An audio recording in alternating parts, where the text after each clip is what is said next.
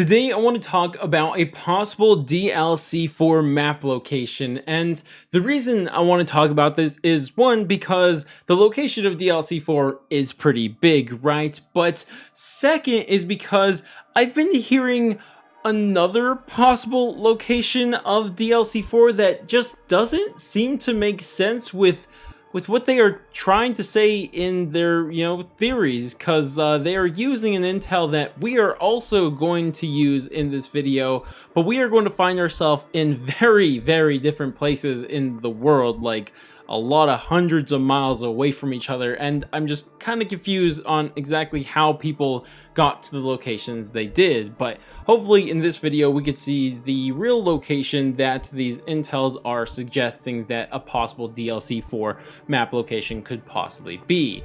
And with that said, I don't think we should waste any more time, and let's get into this possible DLC for map location.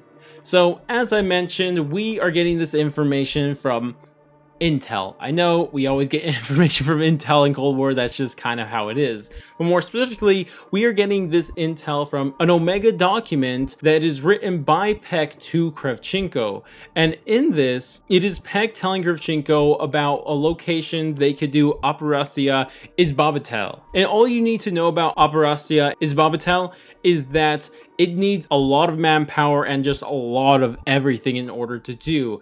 And Peck is telling Kravchenko that the only location that they can do this is Test Site Anna.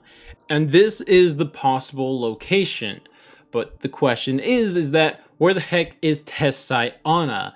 And from its name, we can't really get anything. But luckily for us, Treyarch has actually added a tiny piece of paper at the bottom of the intel, and what this is a map with Test Site Anna marked on it. But unfortunately from this, we can't really do anything with it because it's such a small area, it's hard to really figure out where in the world this actually is.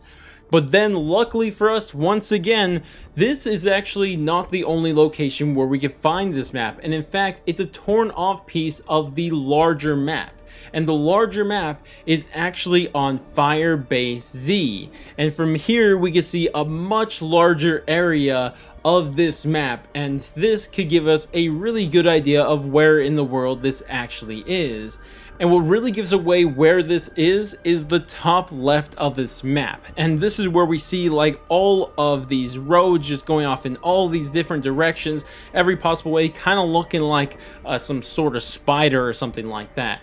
And this is pretty rare to see such a large area with so many roads going to very different areas, and because of this, it makes it very easy to distinguish exactly where this is, and this is none other than Moscow. And to really confirm this, let's put them one after the other. First this one, then the real life map of Moscow.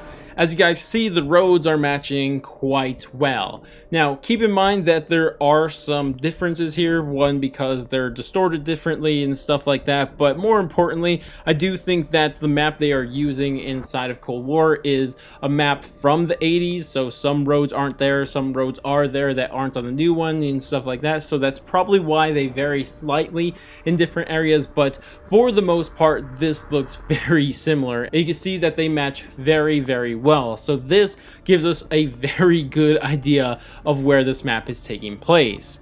But this map is not of a small area. This map is of a very large area, because not only does it have Moscow, which is in Russia, but it also has Ukraine in it and even Kazakhstan. So there's a lot to go through this. But fortunately for us, we're only focusing on one part, and this is where Test Site Anna is, which on this map is on the bottom left. And if we just align these two maps and see exactly where this lands in real life, it lands relatively close to a city called Kursk. And this city is actually in Russia, not Ukraine surprisingly, but in Russia. Now, it's not exactly there, it's kind of a little bit to the right of it, and then inside these woods areas or whatever it is down here. And unfortunately for me, I really can't find anything too significant about these areas, at least on Google Maps.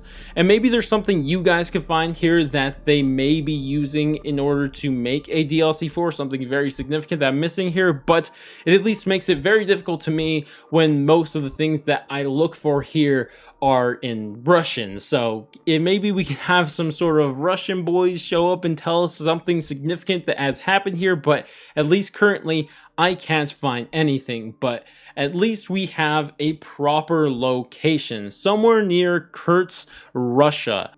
But now I want to quickly touch on the other theories that have been going around about the other locations of DLC 4. And as you guys may have heard, the idea or the other theories is that this map was actually going to take place in Ukraine, and more than that, it was going to take place in the same location as the campaign mission Red Light, Green Light. Now, before I say anything else, I first want to say it's still possible they use assets from Red Light, Green Light. That's entirely possible, but it is just not happening at the same location. And honestly, it's not even close, because first things first, we are next to Kursk, Russia, and where the Red Light, Green Light map takes place is actually in Zakopaskalgas, or however you say that correctly. I apologize if I butchered that, but that location is actually in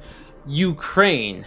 And it's not like it's in eastern Ukraine, so it's relatively close to Russia, but instead it's on the opposite side of Ukraine, in the western side of Ukraine, like at the very edge of it. So it's really not that close. So I don't exactly know how these locations really got mixed up, because one, they're in different countries, and two, they are hundreds of miles away from each other. So I don't really know how this mix up really even happened. And I mean, I kind of get that the two previous DLC maps, Firebase Z and Mauertoten, were based on campaign missions that they reused and stuff like that, and they were kind of looking for that for DLC 4. And again, that could happen. They can reuse assets from campaign missions, maybe even Red Light, Green Light, but at least as for the location, that's just not the case. It's not going to be in Ukraine, and it's especially not going to be in western Ukraine, at least assuming that